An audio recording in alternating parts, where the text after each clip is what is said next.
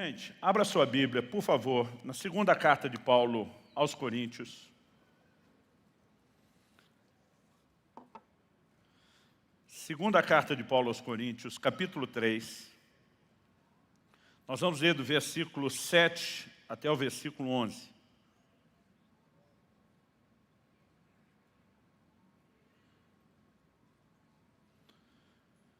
Eu vou ler a maior parte dos textos na Nova Almeida atualizada. O texto sagrado diz assim: E se o ministério da morte, gravado com letras em pedras, se revestiu de glória a ponto de os filhos de Israel não poderem fixar os olhos na face de Moisés, por causa da glória do seu rosto, ainda que fosse uma glória que estava desaparecendo, como não será de maior glória o ministério do Espírito?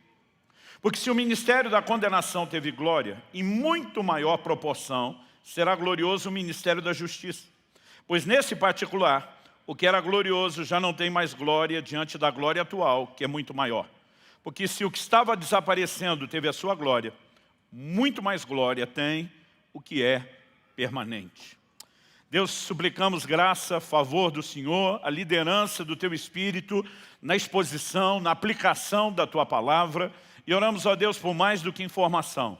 Oramos por compreensão, entendimento espiritual, oramos pelo Teu toque, oramos por um ambiente onde a Tua Palavra prevaleça. Em nome do Senhor Jesus. Amém. Bom, o tema da minha mensagem hoje é o poder interior. Eu quero começar destacando, em primeiro lugar, eu sempre achei fantástico a narrativa bíblica da experiência de Moisés, que se depois você quiser ver com detalhes, está registrada no final do capítulo 34 de Êxodo. A Bíblia diz que quando Moisés desce do Monte Sinai pela segunda vez, depois do segundo período de 40 dias na presença do Senhor em jejum, a Bíblia diz que Moisés não sabia que a pele do seu rosto resplandecia. Eu fico imaginando o impacto que foi para as pessoas que viram isso. A Bíblia mostra que a primeira reação dos filhos de Israel foi ficar temerosos, né? Deve ter sido uma cena e tanto. Eu tive uma experiência em janeiro de 1992 em Angra dos Reis e eu vou carregar essa lembrança, essa boa memória para o resto da vida. Estávamos durante um período de 10 dias servindo algumas igrejas lá em Angra, que na minha opinião é um dos pedaços mais belos de toda a costa brasileira, que é imensa. No entanto, aquele grupo de igrejas que nós estávamos servindo na época, eles por alguma razão acreditavam que Deus fez a praia só para o ímpio e que o crente não podia desfrutar, né? Eles realmente, eu brinco que era daquele grupo do Talibã, bem rígido, né? E acreditavam que para a praia era inclusive pecado. E apesar de não concordar com eles, nós estávamos lá para servir aqueles irmãos. Eu tenho aprendido algo desde o início da minha caminhada com Deus, que andar em amor significa muitas vezes, mesmo quando você não concorda, você respeitar, evitar, né, simplesmente ferir a consciência, a crença de alguns, e nós decidimos, então, enquanto estamos aqui, para não virar mau testemunho, nós não vamos na praia. A gente pensa na aprovação. Quem conhece Angra dos Reis sabe o que eu estou falando. 10 dias em Angra sem poder pisar na praia. Mas na última noite, antes de irmos embora, era uma noite livre, não tinha mais culto, a gente já estava preparando para levantar acampamento, tirar o time de campo. E eu lembro que eu sugeri aos irmãos, né, que tinham ido conosco junto e também alguns de lá, falei, olha, a gente podia, a última noite, pelo menos ir para a praia e orar. Já que a gente não pode ir de dia com o sol nadar, vamos pelo menos à noite fazer ter um momento de oração. E nós fomos para uma daquelas muitas praias lindas que temos lá. Era uma noite, o tempo estava um pouco fechado, não tinha lua, estrela, não tinha iluminação natural perto, então estava tudo muito escuro. E a gente estava ali orando na praia. Eu lembro que em algum momento falei para eles, olha, não sei vocês, mas eu estou com muito calor. Eu falei, eu vou orar dentro d'água, que é diferente de nadar. Então eu fui orar dentro d'água. Fui até mais ou menos a altura da cintura, né? Quem conhece Angra sabe que é um piscinão, uma baía, um mar sem onda, né? Então aquela água tranquila, uma areia branca fininha, sem buraco. Então mesmo estando tudo muito escuro, eu inclusive consultei com um irmão ali que era um morador local, falei, é tranquilo entrar aqui? Ele falou, é. Eu fui até mais ou menos a altura da cintura e estava ali orando, mas tinha muita unção, gente. Eu não aguentei cair no poder de Deus. Comecei a boiar naquela água. Enquanto estava ali buscando ao Senhor, os outros irmãos se sentiram atraídos para aquela oração, naquele novo ambiente. Dos 5 que nós estávamos, só um ficou do lado de fora. Os outros 3 me acompanharam e nós 4 estamos orando. A gente fez quase que um círculo ali, estamos orando. E de repente um deles, pastor Luiz Gomes, que esteve pregando aqui no Sobrenatural, que atualmente está servindo, né, a Deus lá no Canadá. Luizinho, como nós chamávamos, olha para mim e diz assim, o que está acontecendo com a sua perna? Eu falei, por quê? Ele falou, olha você. E quando eu olhei, minhas duas pernas pareciam acesas, como fossem duas lanternas. Eu levei um susto. Eu lembro que eu enfiei a mão dentro da água para tocar minha perna, para ver se estava tudo bem. E quando eu coloquei a mão dentro da água para tocar, parecia efeito especial de filme, saía faísca para todo lado. Eu achei aquele negócio muito impressionante. Quando eu olho para eles, tipo assim, vocês estão vendo isso? Agora, as pernas de todos eles também estão acesas. Falei, a de vocês também está acesa. E todo mundo via as pernas de todo mundo acesas.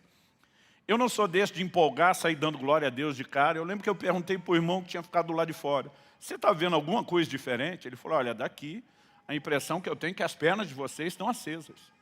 Um dos camaradas estava conosco ali, além de um morador local, era também um pescador. Eu perguntei para ele, alguma vez na vida você já viu isso? Ele falou, nunca. Né? Porque minha primeira reação foi questionar, estamos vivendo algum fenômeno natural? Mas de repente, enquanto nós estávamos orando, Deus acendeu um fogo dentro d'água. Eu lembro que, curioso, eu botei a mão nele, tirei, quando saía da água ele virava um fogo líquido, escorria. Gente, foi um negócio fantástico. Um dos camaradas tinha ido conosco, era um novo convertido, recém-saído de um mundo das drogas, no qual ele viveu assim, de forma intensa. Tanto que no caminho, ele estava me compartilhando o testemunho. Eu tinha feito até algumas perguntas do que ele fez, do que não fez, do que usou, do que não usou.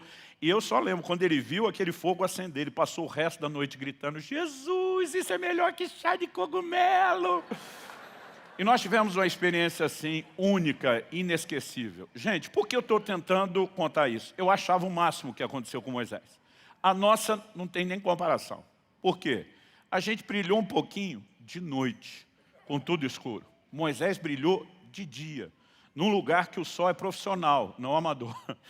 Né? A Bíblia fala que ele desce do monte, ele não desceria do monte de noite. O povo está lá, esperando Moisés encontrar, e eles veem um rosto naquele sol. Eu já tive, né, lá no Sinai, aliás, eu brinco que dá para entender por que Moisés ficou 40 dias no monte, porque depois que você sobe aquilo para descer, dá um desânimo que você não tem noção.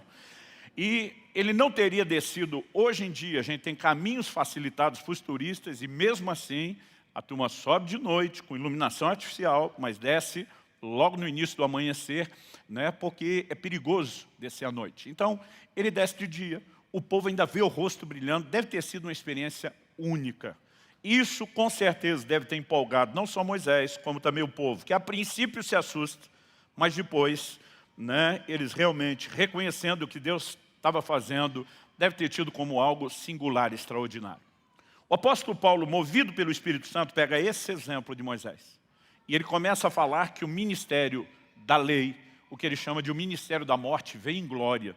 E ele diz que o que aconteceu com Moisés é uma demonstração da glória da velha aliança. Aliás, é quando Moisés desce com as tábuas da lei, que ele desce com o rosto brilhando. Mas Paulo disse, o ministério da morte, e a razão pela qual ele chama a lei de um ministério da morte, é porque Paulo, escrevendo aos Romanos, fala que foi a lei que fez com que revivesse a força da natureza pecaminosa em nós, a nossa incapacidade de viver obediência e, portanto, o estado de morte espiritual. É por isso que ele chama de ministério da morte. Ele diz, se o ministério de morte vem em glória, como não será de maior glória o ministério do Espírito? Ou seja, o que nos foi entregue na nova aliança é de uma glória muito maior do que a glória revelada na antiga aliança. Quem está entendendo, diga amém.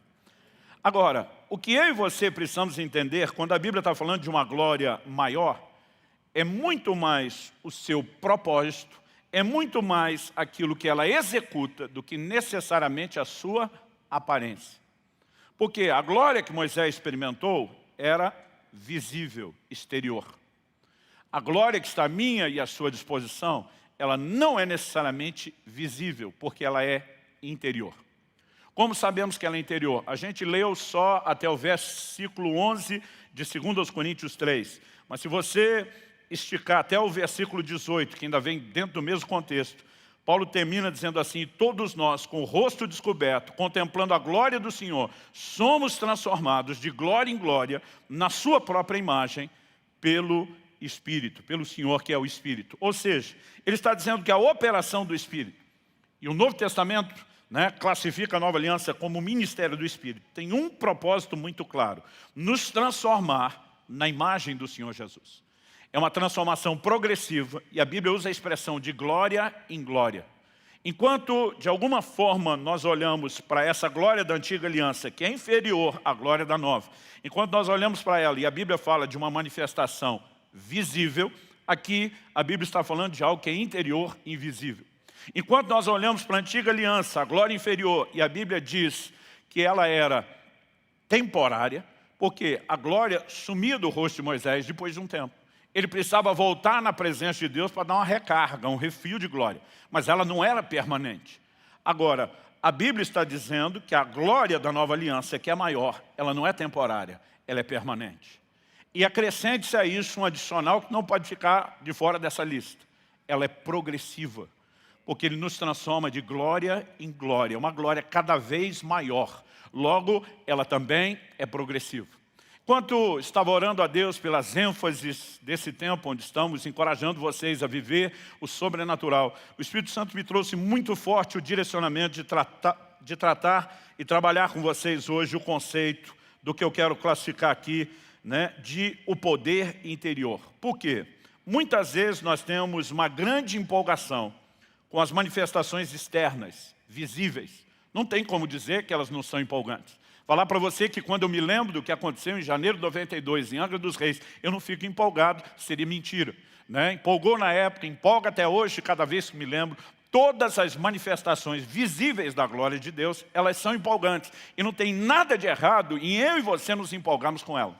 O errado é quando nós não entendemos algo que deveria nos empolgar ainda mais.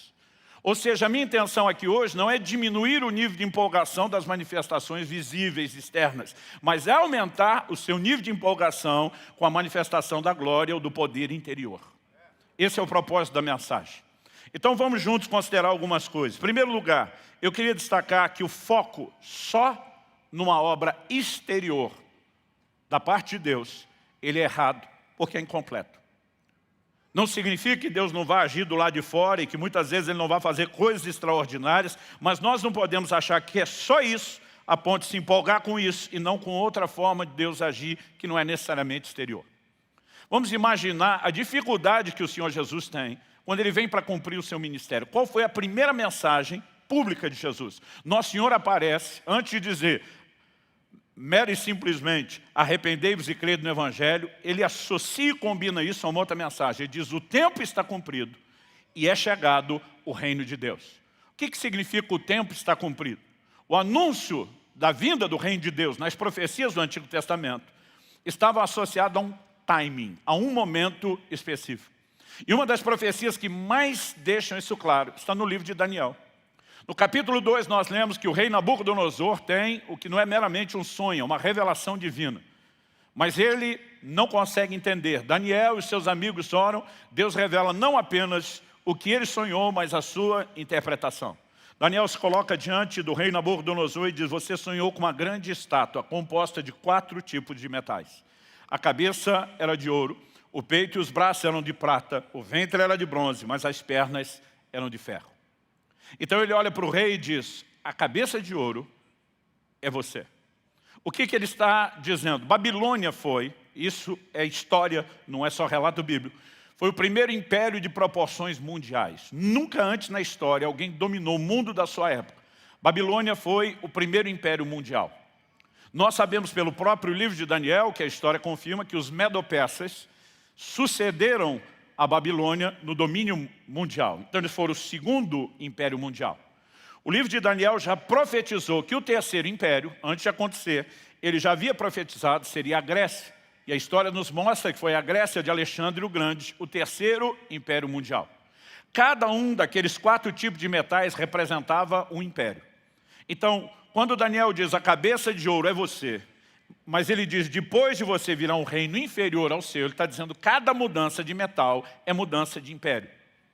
Na visão, uma pedra era cortada sem auxílio de mãos, ou seja, não era algo humano, era uma intervenção divina. E essa pedra cortada sem auxílio de mãos, ela vinha atingir a estátua, aonde? Nos pés.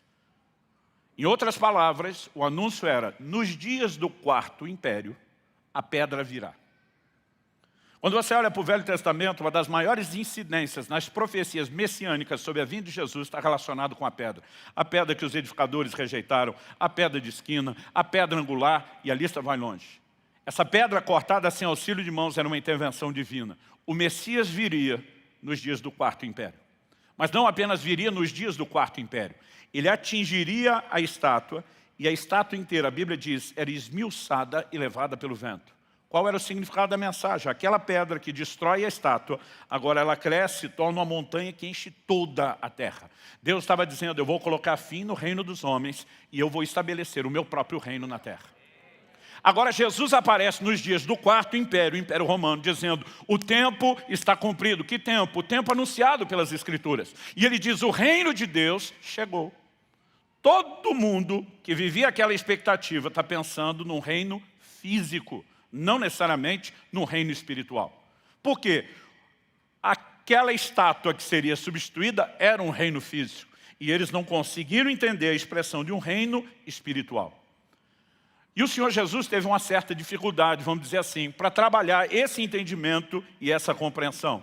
Alguns dos textos que nos mostram isso, por exemplo, Lucas capítulo 19, verso 11, diz assim, ouvindo eles essas coisas, Jesus propôs uma parábola.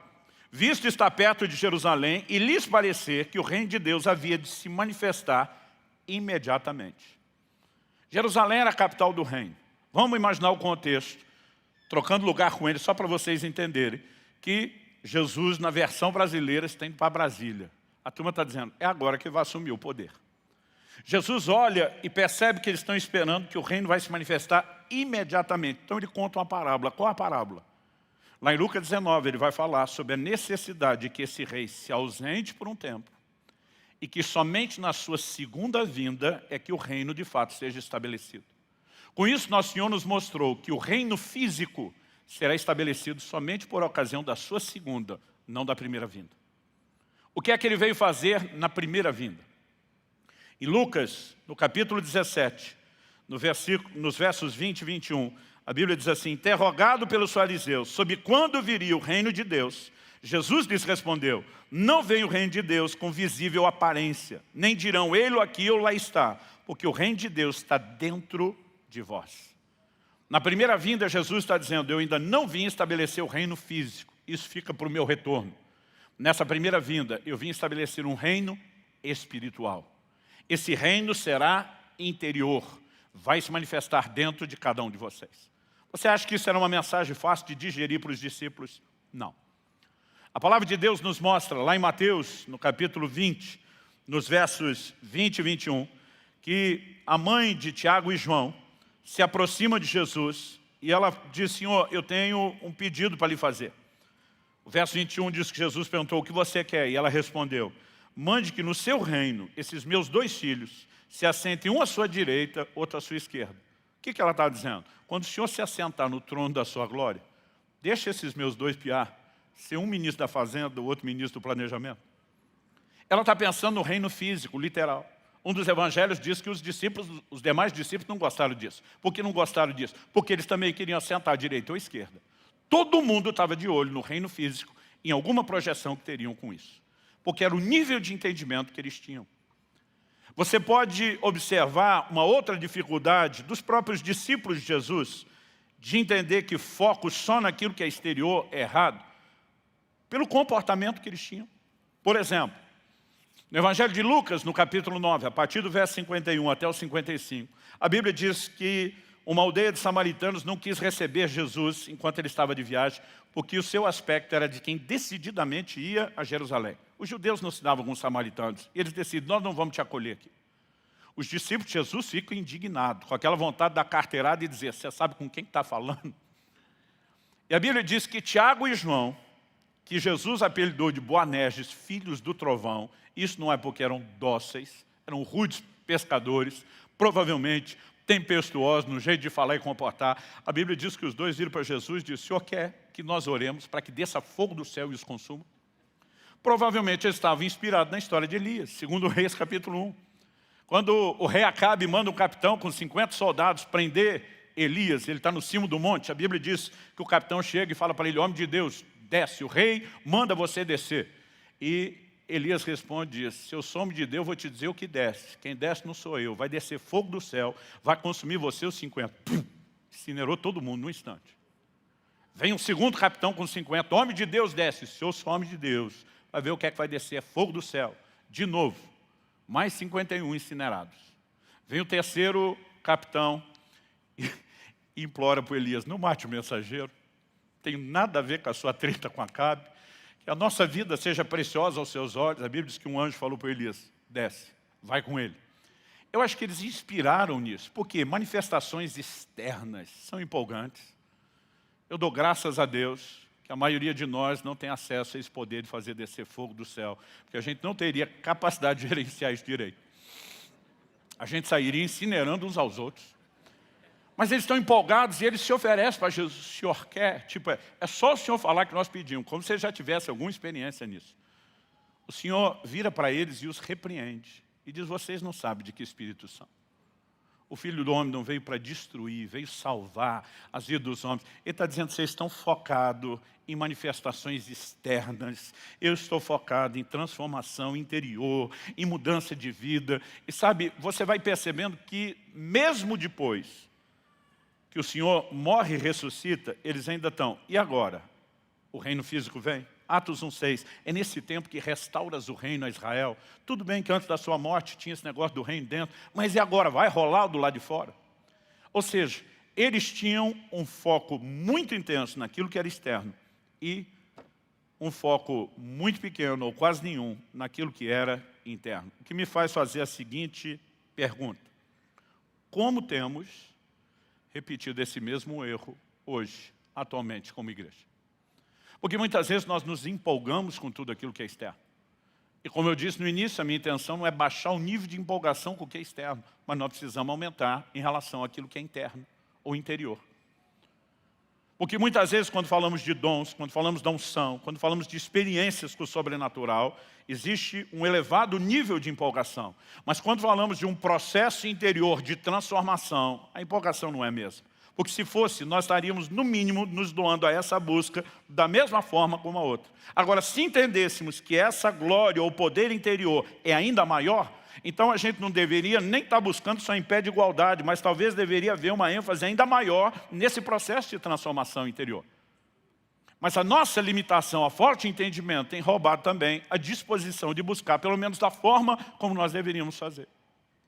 Em primeiro lugar, eu destaquei que o foco só no exterior é errado. Em segundo lugar, eu quero chamar a sua atenção para uma declaração importantíssima quando falamos em termos de propósito. Em Colossenses, no capítulo 1, no verso 27, a Bíblia diz assim, a estes Deus quis dar a conhecer a riqueza da glória desse mistério entre os gentios, que é Cristo em vocês, a esperança da glória.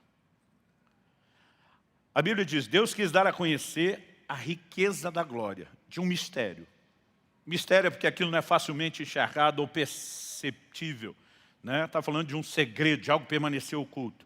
Ele está dizendo Cristo em vocês, do lado de dentro, a esperança da glória. Se eu e você vamos viver a plenitude da glória de Deus, isso só é possível quando entendemos o que significa Cristo em nós. O que significa a expressão Cristo em nós? Vamos deixar que o próprio Paulo, com a sua mesma linguagem, explique isso. Bom, ele já tinha dito em 2 Coríntios 3,18, a respeito desse poder do Espírito Santo agindo em nós com um propósito. Ele diz que o Espírito nos transforma de glória em glória na imagem do Senhor. O poder interior visa a transformação. E a transformação ela acontece dentro de um padrão. A reprodução da imagem de Jesus em nós. Quando nós entendemos isso, e aliás isso tem que ser entendido como o cerne do Evangelho. Romanos 8, 29 diz, aos que dantes conheceu, também os predestinou, a fim de que fossem conformes à imagem de seu Filho Jesus. Quando você olha para Efésios 4,13, a Bíblia fala sobre crescermos até alcançar a estatura do varão perfeito, até que alcancemos a plenitude de Cristo. 1 de João 2,6 diz, se alguém diz estar nele, em Cristo, deve andar como ele andou. 1 de Pedro 1,21 diz que ele nos deixou exemplo, a fim de que sigamos as suas pegadas. E as repetições e a ênfase do Novo Testamento é muito clara. O cerne do Evangelho é que eu e você possamos ser transformados progressivamente na imagem do Senhor Jesus. O Evangelho é muito mais do que o perdão de pecados já cometidos. É transformação. E o modelo de transformação é o próprio Senhor Jesus. A imagem de Cristo deve ser formada em nós. Com isso em mente, eu quero que você possa considerar comigo a declaração de Paulo em Efésios, no capítulo 3. A partir do versículo 14, o apóstolo Paulo fala de um posicionamento de oração. Ele diz: por essa razão eu me ponho de joelhos diante do Pai, de quem toda a família nos céus e na terra recebe o nome. Para que ele se põe de joelho? Para orar. Pelo que ele orava. Verso 16. Peço a Deus que, segundo a riqueza da sua glória, de novo a glória envolvida, e de forma rica, conceda a vocês que sejam fortalecidos com poder, mediante o seu Espírito, no íntimo de cada um. Ou, como diz as traduções mais clássicas, no homem interior. Há um poder do Espírito Santo, cujo propósito é se manifestar no íntimo de cada um de nós. Qual o propósito desse poder interior? Que não é necessariamente o exterior, que vem operando os sinais, os prodígios, os milagres. Qual o propósito do poder interior? Verso 17 diz: e assim. Outras versões, como a NVI, diz: para quê? O que mostra que esse é um indicativo de propósito. E assim, pela fé, que Cristo habite no coração de vocês, estando vocês enraizados e alicerçados em amor. Isso para que com todos os santos vocês possam compreender qual a largura, o comprimento, a altura e a profundidade, e conhecer o amor de Cristo, que excede todo entendimento, para que vocês fiquem cheios de toda a plenitude de Deus. Diga comigo: cheios de toda a plenitude de Deus. Ou seja, eu e você não vamos experimentar a plenitude de Deus sem o poder interior. A plenitude de Deus não é apenas viver o poder que opera exteriormente. Ele também está incluso, é parte do pacote, mas não o define. Eu e você só vamos viver a inteira plenitude de Deus se entendemos o que significa que Cristo habite em vocês. Aqui não está falando de habitação no sentido de presença. Porque se o Espírito Santo já está habitando em mim e você, operando no homem interior, é lógico que nós já temos a presença de Cristo. Quando ele está falando que Cristo habite, é que ele seja visto em vocês, que a revelação de Cristo, da transformação de vocês na imagem do Senhor, se torne perceptível. Então nós precisamos entender que o poder interior, que Cristo em nós, é o desenvolvimento da imagem do Senhor Jesus na minha e na sua vida. Quando nós começamos a levar isso em consideração, porque acredito que, como mencionei anteriormente, isso tem a ver com o cerne do Evangelho. Por exemplo, em Gálatas 4,19, Paulo diz: meus filhos, por quem de novo estou sofrendo as dores de parto, até que Cristo seja formado em vocês. O que significa Cristo ser formado em nós? Que quando eu e você nos convertemos, ele vem estilo menino Jesus na manjedoura, e agora tem que crescer, não de forma literal, mas o desenvolvimento da sua imagem, sim. Cristo precisa ser formado em mim e você, porque transformação é um processo, é de glória em glória, não é ato instantâneo. E é essa transformação da imagem de Jesus em nós que está relacionada com o poder interior. E se eu e você conseguirmos entender o peso que isso tem no plano espiritual, talvez a nossa empolgação para buscar aquilo que deveria estar sendo buscado de forma mais intensa mude. Porque, gente, falando sério, nós somos muito mais empolgados para buscar a ação exterior de Deus do que a interior. Vamos considerar o modelo de oração que nosso Senhor nos ensinou e nós apelidamos de Pai Nosso. O pão nosso de cada dia nos deu hoje. Pensa no negócio que o crente ora por provisão, até quem tem. Agora, na mesma oração, o Senhor nos ensinou a dizer: não nos deixe cair em tentação, mas livra-nos do mal do maligno. Esse é o tipo de oração que a maioria não faz. Porque, de alguma forma, nós valorizamos muito mais aquilo que é exterior do que aquilo que é interior. Em Mateus 26, no verso 41, Jesus diz: vigiai e orai para que não entreis em tentação. Ele está falando de um nível de oração. Não é orar depois que está sendo tentado, não é orar depois que você já caiu. Ele está falando de uma vida de oração para que isso nem aconteça. Mas nós não valorizamos isso. Já faz pelo menos 2 décadas que eu entrevisto, questiono, pergunto, indago muito grande. A maioria não ora para não cair em tentação. O que dizer orar todo dia? Porque de alguma forma isso não foi valorizado na nossa doutrina, na nossa cultura. Nós focamos naquilo que é externo. E repito, não estou tentando destituir as ações externas de Deus. Elas são inegáveis na Escritura. O que nós não podemos é empolgar com algo que é apresentado como menor e deixar de nos empolgar com algo que é apresentado como grande propósito de Deus para mim e para você. Quem está entendendo aí, diga amém. Eu tenho dito com frequência que a oração de Jesus no Getsêmani nos ensina algo. Mateus 26, 39, quando Nosso Senhor diz: seja feita não a minha, mas a sua vontade. Ele está nos mostrando algo poderoso a respeito da oração. E eu repito sempre essa frase aqui. Oração não é só o meio através do qual eu e você conseguimos de Deus tudo que a gente quer. Oração também deveria ser o meio através do qual Deus consiga de nós o que Ele quer. Oração deveria ser parte de um ambiente de rendição à sua vontade, onde o governo de Deus vai se estabelecendo no nosso íntimo, onde Ele vai assumindo o controle e eu e você vamos perdendo o controle. Onde a semelhança de João Batista a gente possa dizer: convém que ele cresça e que eu diminua. Agora, com isso em mente, eu quero partir para o nosso terceiro e último tópico. Em primeiro lugar, falei que o foco só no exterior é errado, no mínimo incompleto. Em segundo lugar, que a glória do Novo Testamento é Cristo em nós, a esperança da glória. Mas em terceiro e último lugar, eu quero destacar o que eu vou chamar aqui da grandeza da obra interior do Espírito Santo. Eu quero te ajudar a fazer essa leitura a partir de um texto que está lá em Mateus, no capítulo 11. O versículo 7 diz assim: quando os discípulos de João Batista foram embora, Jesus começou a dizer ao povo a respeito de João. Então tudo que ele está falando a partir de agora é a respeito de João Batista. No verso 9, Jesus pergunta: sim, o que foram ver um profeta? Sim, eu lhes digo, e muito mais do que um profeta. Esse é aquele de quem está escrito: eis que eu envio adiante de você o meu mensageiro, que preparará o caminho diante de você. Em verdade lhes digo, entre os nascidos de mulher, não apareceu ninguém maior do que João Batista. Olha o peso dessa frase, proferida pela boca do Nosso Senhor. Não apareceu ninguém maior do que João Batista entre os nascidos de mulher. Um dia alguém brincou, falou: pastor, então a exceção é Adão, que não nasceu de mulher. Aí eu falei: não, o cabeção também não está nessa lista, porque nós sabemos que ele azarou a nossa vida em vez de nos ajudar. Jesus diz: mas o menor no reino dos céus é maior do que ele. E ele diz, ele segue falando de João Batista, né? Desde os dias de João Batista e agora o reino de Deus sofre violência, os que usam de força se apoderam dele. Verso 13, porque todos os profetas e a lei profetizaram até João. Ele está dizendo que existe um ponto de virada em João. E eu e você precisamos levar isso em consideração. Eu durante muito tempo tive dificuldade para entender como é que João Batista foi maior do que Moisés. A Bíblia não fala de uma linha de comunicação que ele tinha com Deus, face a face como homem fala com seu amigo, e nem tampouco dos sinais, prodígios e milagres operados. Ele não legislou nada, mas era maior do que Moisés.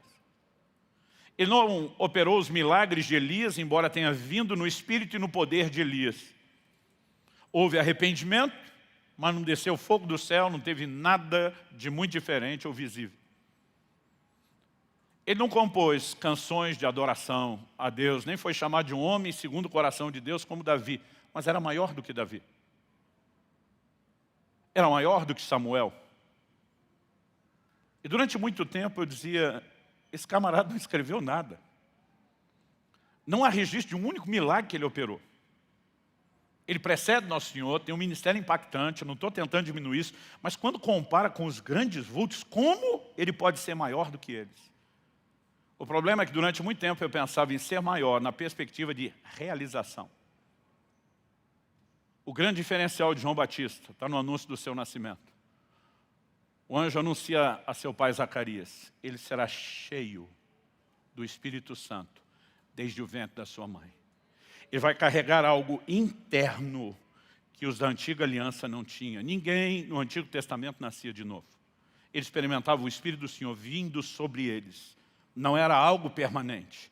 Ele seria o primeiro, a já antes do nascimento, carregar uma manifestação interior do Espírito Santo.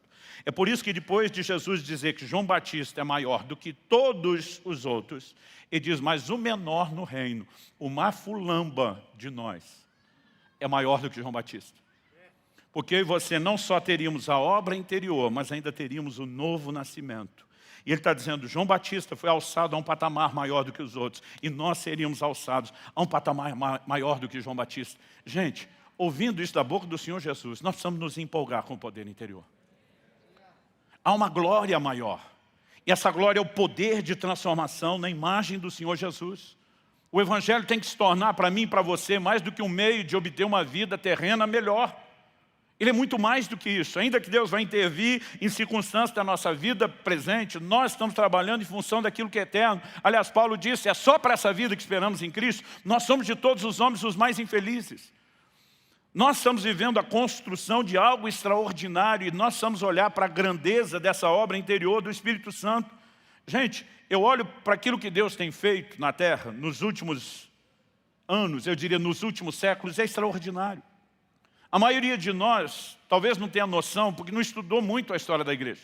Mas depois dos primeiros séculos, falei isso há pouco tempo aqui atrás, as manifestações do Espírito foram minguando, quase desaparecendo da história da igreja. E durante muito tempo permaneceu assim. Na virada do século XIX para o XX, o movimento pentecostal irrompeu e espalhou como fogo em capim seco na terra toda. O batismo no Espírito Santo, a evidência do falar em línguas, os dons do Espírito começaram a ser restaurados. As manifestações dos sobrenaturais começaram a ser devolvidas à igreja. Mas mesmo quando eu olho para o ministério que o próprio Deus promoveu, restaurou para os pentecostais, eu percebo que nós começamos a desenvolver uma grande ênfase nas manifestações externas. Mas uma ênfase pequenininha, ou quase nenhuma, na transformação interior.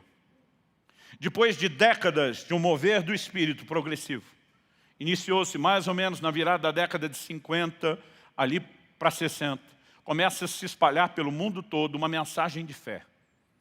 Ela aconteceu em lugares que não tinham a conexão nem a globalização de hoje. Você via focos na Ásia, com o pastor Cho na Coreia, focos na África, nos Estados Unidos, em todo canto e mesmo aqui no Brasil. Mensageiros começaram a se levantar anunciando a fé. Alguns resolveram denominar esse movimento de palavra da fé, mas não conseguia rotular o que todo mundo estava pregando. A verdade é que a fé começou a ser pregada e agora começou-se a anunciar. Nós não apenas temos o poder de Deus agindo por meio dos dons do Espírito, mas nós podemos mudar circunstâncias, nós podemos ver o sobrenatural intervindo. Isso tudo é parte de um processo de Deus. Não estou tentando negar e nem diminuir. O que eu e você precisamos entender, que em Efésios 4:6, Paulo diz, há um só Deus e Pai de todos, o qual é sobre todos, por todos, e ele diz, e em todos. Aqui Paulo define 3 formas de manifestações de Deus. A primeira, sobre. O que significa Deus sobre? Isso sempre está falando da unção do Espírito Santo. Jesus se coloca diante da sinagoga em Nazaré, cidade onde foi criado, e diz, o Espírito do Senhor Deus está sobre mim, porque me ungiu. Então está sobre a unção. O que é unção? A capacitação para fazer algo. E diz, ele me ungiu para pregar, ele me ungiu para curar, ele me ungiu para libertar. O Espírito sobre é Deus fazendo algo através de nós. Esse foi o primeiro nível de restauração que nós começamos como igreja a viver depois do século XIX para o século XX, de uma forma intensa, quando você avalia a história da igreja. Mas depois, quando Deus restaura a mensagem da fé, nós começamos a viver um segundo nível de restauração, é o Deus por nós. Em Romanos, Paulo escreve, diz, se Deus é por nós, quem será contra? Esse por é a favor, age em nosso benefício. E por meio da fé, nós começamos a descobrir agora não só o que era ter Deus sobre, mas o que era ter Deus por nós. E eu louvo a Deus, porque eu vivi intensamente esses 2 níveis de manifestações de Deus. Deus sobre e Deus por. Aliás, a mensagem dos dons, da unção e da fé chacoalharam o ambiente carismático em todo o mundo. Mas a verdade é que ao longo dos anos, eu vi pessoas que foram extraordinariamente usadas por Deus, se movendo nos dons, com Deus sobre. Eu vi gente que viveu milagres extraordinários pela fé. No Deus sobre, eles levavam isso para os outros. No Deus por, eles recebiam isso. Mas que de alguma forma fracassaram na reprodução da imagem de Nosso Senhor. Em Mateus, no capítulo 7, Jesus diz dos versos 21 a 23, naquele dia, e ele estava falando do dia final de prestação de contas, ele diz, alguns me dirão, Senhor, em teu nome nós expulsamos demônios, nós curamos enfermos, nós profetizamos. Jesus não disse que ia olhar para ele e dizer, coisa nenhuma, vocês não fizeram nada disso, ou não fizeram do meu nome. O simples fato de continuar, sem nenhum questionamento, nos mostra que Nosso Senhor está, de fato, atestando que eles fizeram isso em seu nome. Mas a história termina de forma triste, com ele olhando para essas pessoas dizendo, apartai-vos de mim, eu não vos conheço. Vocês que que praticam iniquidade. Sabe o que ele está dizendo? Não adianta nada vocês terem vivido Deus sobre, Deus por, se vocês não viveram Deus em. Não viveram transformação, não viveram vitória sobre o pecado, não viveram santificação. Quem está entendendo, diga amém. Então me ouça com atenção, porque eu creio que eu falo isso pelo Espírito de Deus. Um dos últimos e grandes e poderosos moveres do Espírito de Deus na terra vai trabalhar a ênfase de Deus em nós. Nós não vamos perder o Deus sobre, acredito que isso precisa ser ampliado. Nós não vamos perder o Deus por, acredito que isso ainda será aumentado. Mas nós precisamos entrar nessas águas de Deus em nós, o poder interior, nos transformando na imagem do Senhor Jesus. E aqui eu quero aproveitar o gancho e dizer mais uma vez. O jejum não vai afetar só a capacidade de vivermos a unção. O jejum não vai afetar apenas a capacidade de vivermos experiência. Uma das coisas que eu orei na minha última semana de jejum, quando entre o terceiro e o quarto culto, do domingo do dia 13, que o pastor Tomás estava pregando aqui, eu entreguei o jejum, saí na porta, um irmão me parou e falou, olha, Deus mandou fazer isso por você. É impressionante como acontecem coincidências quando você começa a jejuar. Nós vamos ver mais de Deus agindo lá de fora. Mas uma das coisas que tem a ver com essa reta final de preparação é que o jejum vai nos levar a um lugar de mortificação da nossa própria carne e disposição ao domínio do Espírito de Deus em nós. E nós, como igreja, não podemos ficar falando do sobrenatural como se ele ia acontecer só do lado de fora. Nós queremos mais do que Deus tem para fazer do lado de fora. Mas nós não queremos só isso. Nós precisamos dessa transformação, que a imagem do Senhor Jesus possa se manifestar em nós. Que eu e você, a semelhança de João Batista, possamos também dizer que ele cresça e que eu diminua. Que o controle, que o governo dele se manifeste. Porque não é possível eu e você acreditarmos que nós podemos viver o poder do Espírito Santo para os dons, mas não para a mortificação da carne. Que nós podemos viver o poder do Espírito Santo para ver milagres acontecendo do lado de fora, mas não milagres acontecendo do lado de dentro. O Evangelho precisa nos transformar em cada área da nossa vida. Você tem que ser um marido, uma esposa melhor, um pai, uma mãe melhor, filho, uma filha melhor. Nós precisamos ser trabalhadores melhores, estudantes melhores onde servimos, e não falo mero e simplesmente de performance, mas de testemunho. Se o Evangelho não pode mudar a fibra moral do ser humano, o que dizer de toda a sociedade? Mas a verdade é que ele pode, é só nós pararmos de negligenciar o poder interior. Se a gente começar a empolgar e dizer, cara, se o rosto de Moisés brilhar é top, o que significa brilhar do lado de dentro? Porque essa glória é maior. A glória que Moisés experimentou era só externa, a que está a minha à sua disposição é interna. A glória que Moisés experimentou era temporária. Toda hora tinha que dar refil e recarga. Mas a Bíblia diz que a glória do Espírito é permanente, ela não é passageira. Agora, o que não pode ser deixado de fora dessa lista, um adicional, ela é progressiva. Cada vez que a glória de Moisés baixava, ele voltava e conseguia voltar no mesmo nível apenas. Eu e você podemos ir de glória em glória, em glória, sendo transformados na imagem do Senhor. Como não empolgar com isso?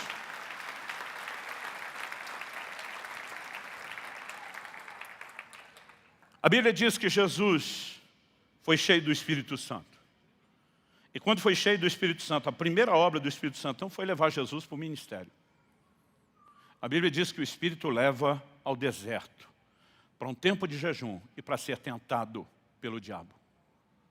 Depois de bem sucedido nessa esfera de ter a ação de Deus trazendo pleno governo, a Bíblia diz em Lucas 4,14, Jesus entra no deserto cheio do Espírito. Sabe que Lucas 4,14 diz, regressou Jesus no poder do Espírito. Alguns estão tentando viver o poder do lado de cá, suprimindo e trocando o poder interior aqui. Mas se eu e você começamos a nos render cada vez mais a esse poder interior, não tem como não viver a expressão dele do lado de fora. Agora, é possível viver isso do lado de fora, negligenciando o interno. Mas à medida que eu e você vamos nos submetendo ao governo do Espírito, esse mesmo Espírito que governa o processo de mortificação da carne, a manifestação do caráter de Cristo, também nos levará ao serviço, também nos levará a andar nos milagres. Eu não sei você, eu tenho fome do sobrenatural. Nós não fomos criados para viver só o natural. Nós fomos criados para viver o sobrenatural. Mas me ouça, há uma glória maior.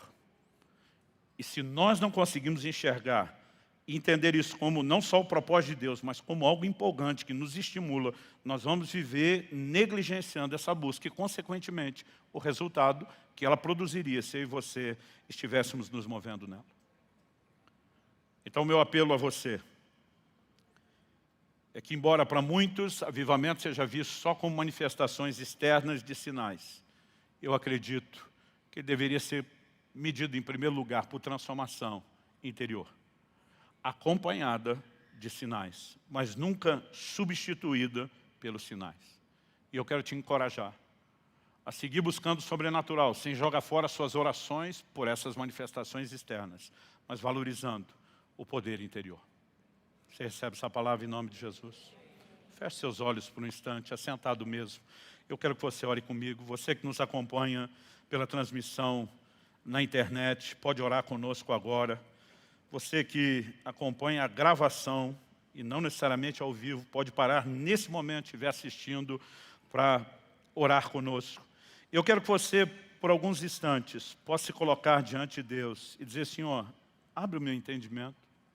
Me ajuda a entender a importância do poder interior, dessa transformação na imagem de Jesus.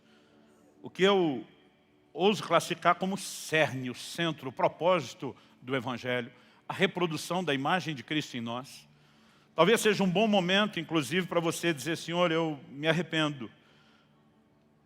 Me arrependo diante do Senhor por não estar buscando isso, por não estar cedendo terreno ao Senhor em áreas da minha vida para que o seu controle se manifeste. Talvez o Espírito Santo te incomode a sujeitar uma área ou áreas específicas nessa manhã, ou talvez apenas orar de uma forma geral. Talvez Ele apenas queira te levar a um lugar onde você diga: Senhor, eu quero viver a plenitude do Senhor na minha vida.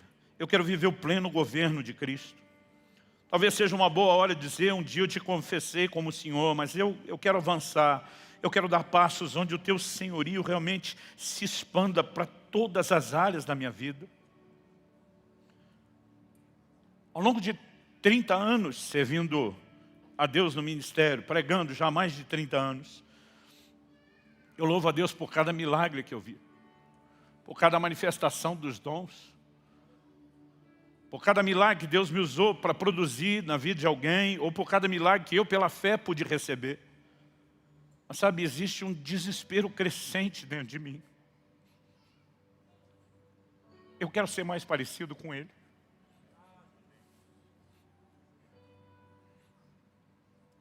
Eu quero que um dia as pessoas que viveram perto de mim possam dizer: não só esse homem carregava unção, não só esse homem era um homem de fé,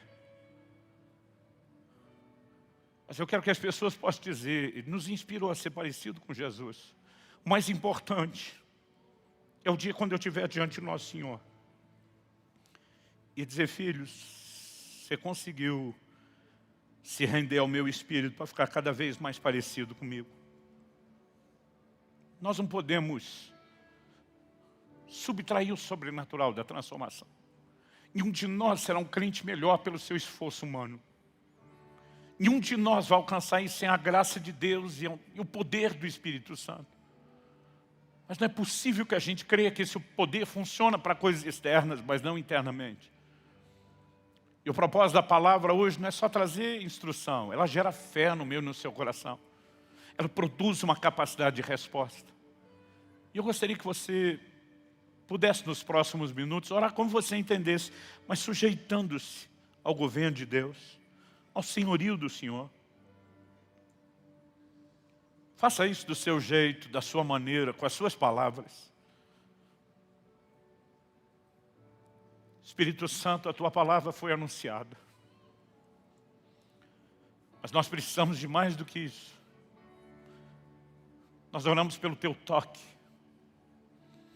Eu oro que a tua presença encha não só esse ambiente, mas o coração dos meus irmãos e irmãs, inclusive daqueles que nos acompanham pela internet. Nós oramos pelo teu toque, porque só o teu toque pode produzir diferença nas nossas vidas. ainda que haja disposição, voluntariedade para corresponder com o Senhor, não faremos isso sem o poder interior. Mas a semelhança de Paulo, Senhor, eu me coloco de joelhos diante de Ti. Eu oro pelo poder interior. Eu oro que cada um seja fortalecido com poder no homem interior. Eu oro pela transformação de glória em glória na imagem de Cristo. Queremos crescer em cada nível da Tua manifestação. Precisamos mais de Deus sobre nós, de Deus por nós. Mas seguramente não há nenhuma necessidade tão gritante quanto a de Deus em nós.